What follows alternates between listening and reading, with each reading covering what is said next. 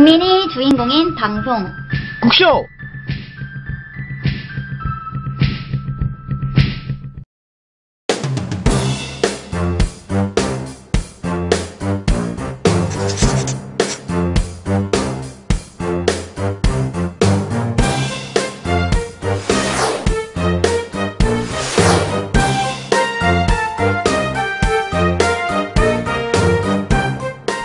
이 방송을 보고 계실 우리 애청자, 시청자 여러분, 그리고 또 도민과 우리 시민 여러분 반갑습니다. 충남도지사 안희정입니다.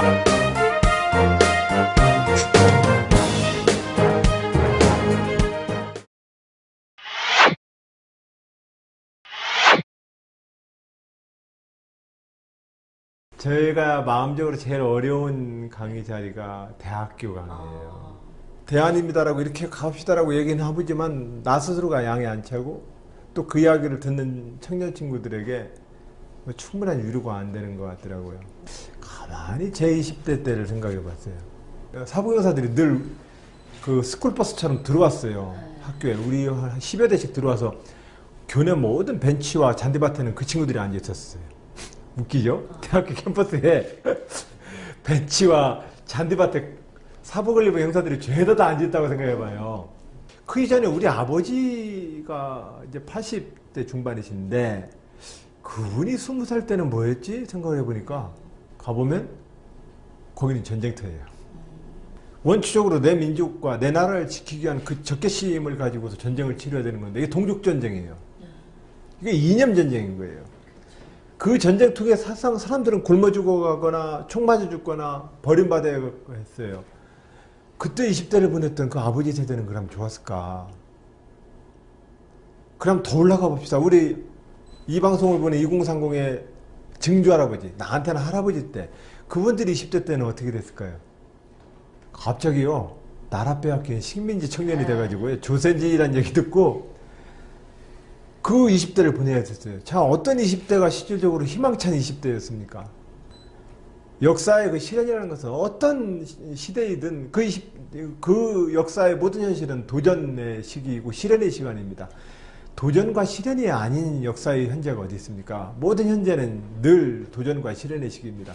그런 점에서 지금 우리가 맡고 있는 것은 지난 시절에는 제국주의 열강들의 식민지 침탈 전쟁의 시기, 이념의 갈등 속에서의 전쟁의 시기, 그리고 독재자와 민주화의 과정에서 또 다른 내부의 또한 시민 항쟁의 시기였다면 지금은 이제 국경과 총성이 없는 세계화 시대의 산업과 경제의 전쟁의 시기입니다. 옛날에 총칼로 싸웠던 데보다는 훨씬 좀 더 좋게 긍정적으로 생각할 수 있습니다. 그거 싸웁시다. 가서 직장을 위해서, 새로운 직업을 위해서, 우리의 새로운 경제 영토를 위해서 싸웁시다. 그래서 그렇게 한번 우리가 싸워보자고 제가 젊은 세대들한테 얘기를 했는데 이렇게 대학교에 가서 얘기를 하니까 저도 저도 좀 더 신이 나고 듣는 친구들도 훨씬 더 얘기를 좋아하는 것 같아서 제가 그 뒤부터는 이 버전으로 갑니다. 어느 20대의 아침이 행복한 아침이 있었으랴. 우리의 아침, 이 시련도 우리가 견딜 만큼 시련을 하늘이 줬을 것이다. 힘내고 가자.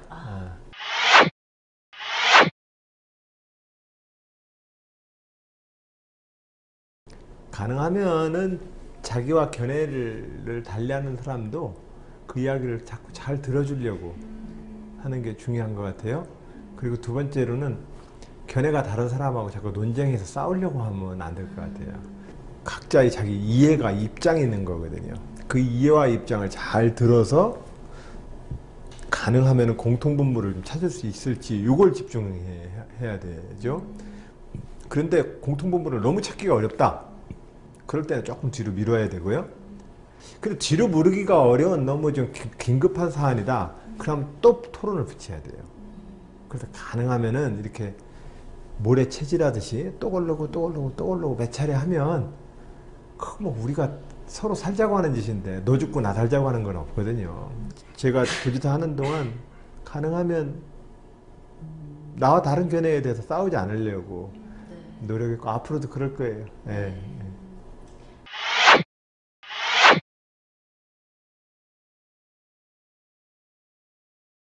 정책으로 보면은 제가 도정의 가장 큰 흐름은 이 시대의 흐름을 잘 따라가는 것이 중요해요. 예를 들면 여름 되면 여름 옷으로 갈아입어야 돼요. 봄이 되면 옷장 정리 좀 해서 봄옷 갈아 꺼내놔야 되고, 그것처럼 이 인류 역사 전체의 시대 흐름이 있어요. 이 시대 흐름의 가장 큰 흐름이 뭐냐면 지속 가능한 발전 철학이에요. 이것은 92년 유엔 리오 선언 이래로 지금 한 이제 21년가량 되어 있는 국제 아젠다인데, 내 손자, 증손자까지 계속 지속 가능한 발전 전략을 펴라, 이런 얘기입니다. 이것이 국정 운영과 모든 국가 운영의 기본이 되어야 합니다, 사실은. 그래서 이제 도정의 기본 흐름을 이 지속 가능한 발전 전략을 이 관점에서 정립을 합니다. 내가 하나 문예관을 짓는다거나 지역의 시군에 수영장을 하나 질 때 그 수영장이 유지가 가능하냐, 그거 하나 줘놓고 나서 마치 가끔 어디 대회 가면 경품을 큰 중형차 받으면 그거 갖다가 못 쓰잖아요. 서민이. 네. 그럼 그거 팔 수밖에 없잖아요. 네.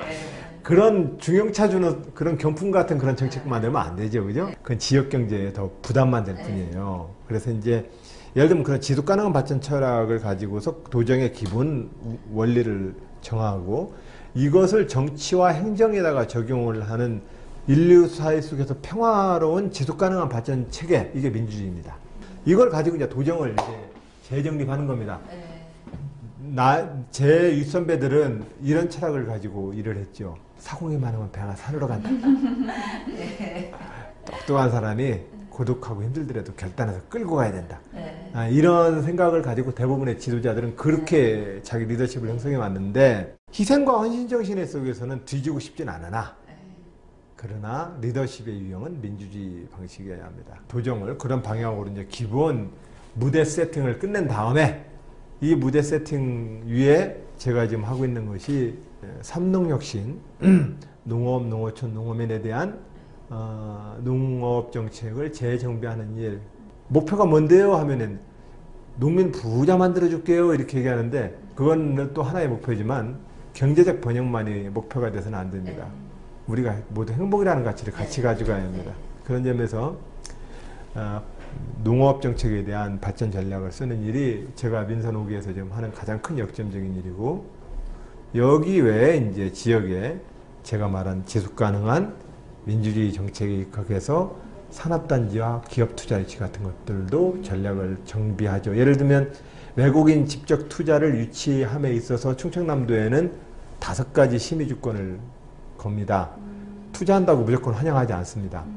기본적으로 기업의 사회적 책임, 그 기업이 가지고 있는 지역 내에서의 반정서, 반평화 정서가 있어서는 안 됩니다. 예를 들면 일본 기업 같으면은 극우단체나 세무에 후원하는 기업들이면 안 됩니다. 그것은 아시아 영내의 평화를 해치는 일에 후원을 하는 일이기 때문에 그런 기업들의 충남 투자에 대해서는 놉니다. 예를 들면 이제 이렇게 기업 투자 전략도 이제 이런 기준을 가지고서 정비를 해내는 일이죠.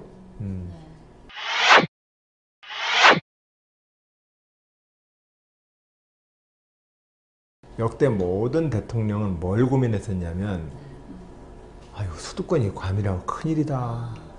이렇게 수도권이 과밀화 돼버리면 국토의 균형 발전도 저해가 되고, 밀집된 곳에 살다 보니까 교통 문제, 주거 문제, 물가 문제가 늘 발생하기 때문에 어떠한 형태든 간에 풀어봐야 된다라고 하는 것을 국가 운영에 굉장히 중요한 의제로 다 놨습니다.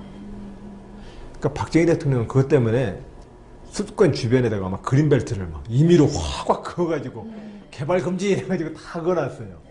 노태우 대통령 때에는 수도권의 기업들이 부동산 투자를 해가지고 불로소득으로 되면 그거 다 뺏어버렸어요. 물론 그 위헌소송 판결 받아가지고 다 그 법률 6개월, 8개월 만에 다 폐기됐습니다, 사실은. 그러나 노태우 대통령도 그렇게까지 했어요. 김영삼 대통령은 수도권에는 공장 굴뚝수를 죄다 세가지고, 자, 여기서 하나 빠져야만 하나죠. 공장 총량제를 했습니다. 그래서 이제 노무현 대통령 때 행정수도 이전 공약을 한 겁니다. 왜냐면 그렇게 정책을 했는데도 수도권은 계속 비대지예요. 그러면 민간 기업한테 지방 내려가려고 하지 말고 정부가 솔선수범해라. 그러면 기업은 시장의 논리를 가지고 움직이는 건데 그 시장의 논리를 가지고 움직이는 기업한테는 맨날 지방 내려가라고 그러고 정부는 왜 서울에 앉아있냐. 그러지 말고 정부가 공공부 분야가 내려가고 수도권은 경제 수도로서 자기의 발전 기회를 주는 게 낫지 않냐. 이래서 빅딜을 한 겁니다. 그런데 이명박 대통령 들어와가지고 갑자기 그걸 다 풀어버렸어요. 그래서 이제 정부 분야가 전부 다 내려가는 것도 반토막이 돼서 지금 세종시가 만들어지고 있는 거고, 그리고 이명박 대통령 때 수도권 규제 부분을 많이 풀어서 우리 지역에 오려고 했던 기업들이 약속했던 기업이나 심지어 왔던 기업들도 다시 돌아가 버렸어요. 왜냐면 그 이전에 김영삼 대통령 때까지의 정책은 수도권에 일정 규모 이상의 공장의 신설, 증설조차도 허용하지 않았어요.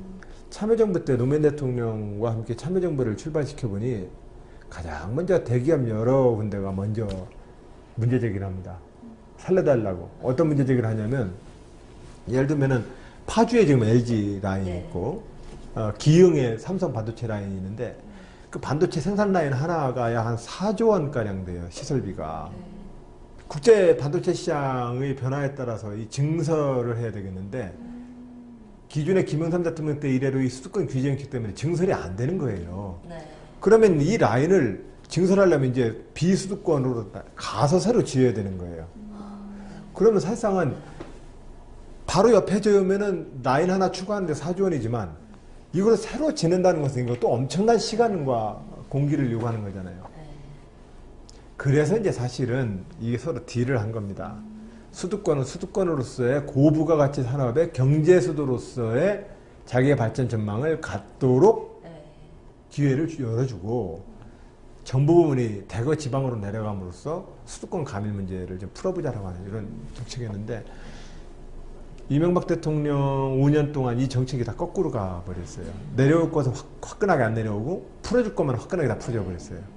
그러니까 우리 충청남도 같은 경우는 내려왔던 기업마저도 다시 올라가는 이런 현상이 벌어져서 저로서는 굉장히 유감스럽죠. 그러나 저는 지금 현재 박근혜 대통령께서 난 그 고민을 해주셔야 된다고 봐요.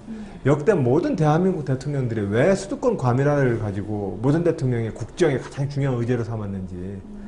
근데 김대중 노무현 대통령이 그거 강조하고 나니까 이분들이 자꾸 거꾸로 가요.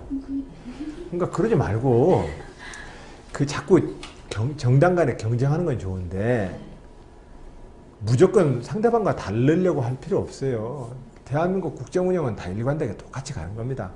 대통령이 박정희에서부터 김대중, 노무현, 박근혜로 바뀌어도 대한민국 국가행정의 80%, 90%는 그냥 그대로 가는 거예요. 5년 단임 대통령이 가지고 있는 이 제한성은 어찌됐든 자기 한 절반 이상은 계승과제라고 봐야 돼요. 저도 도지사를 하지만 제가 지금 도청 이전 사업 누가 결정했어요? 제가 결정한 거 아니에요. 앞에 지사님이 결정했나요? 아니에요. 그 앞에 지사님이 결정했어요. 그럼 이 도시 구체적 설계는 누가 했죠? 전임 지사님이 했어요. 어떻게 보면 나는 전전임 지사님이 결정한 과제에 전임 지사님이 설계해 놓은 걸 시행하고 있는 거예요. 그럼 이걸 갖다가 막 나답게 해보겠다고 나도 좀 한번 튀어볼 거라고 다르게 해볼 거라고 이거 갑자기 설계 변경하고 막 이래버리면 될까요? 자기가 바꿀 수 있는 영역이 있고 자기가 동의하지 않아도 어차피 또 이어갈 수밖에 없는 역사의 흐름이라는 게 있어요. 역사는 바통 릴레이 게임인데 어느 날 눈 뜬 새 아침을 맞는 게 아닙니다. 여전히 어제와 같은 아침을 또 이어받는 일입니다.